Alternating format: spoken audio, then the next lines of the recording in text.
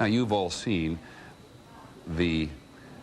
what we're calling ground zero many, many times. We've seen it from a variety of angles. It is rubble and it is dust. And that, of course, raises the question of health and structures in danger. Here's ABC's Robert Krulwich. It is hard to conceive, but 3 days ago, both World Trade Towers rose 1,362 feet into the sky.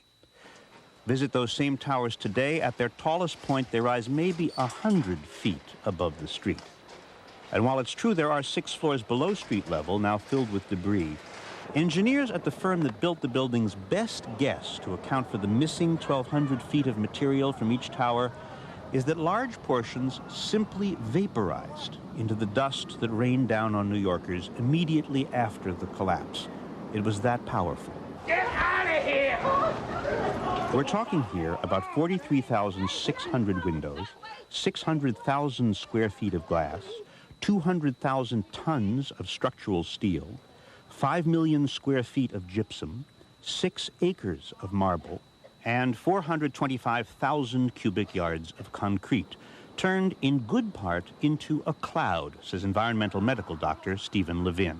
I was astonished at the degree to which solid materials were turned into pulverized dust as a consequence of that building collapse. I think it was striking.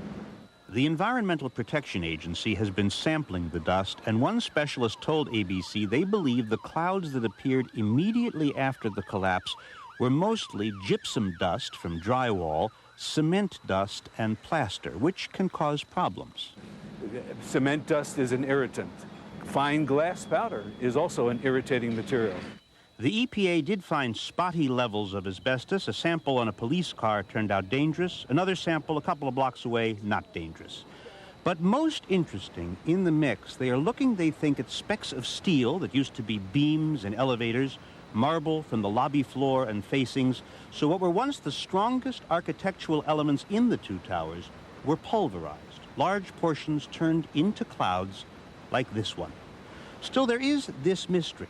If some of the hardest materials were vaporized, how to account for the presence everywhere of paper, fully intact letters, business forms, stationery. Paper is so fragile and combustible, and yet somehow, maybe because we have so much of it, it was everywhere. Robert Krulwich, ABC News, New York. Ground zero itself.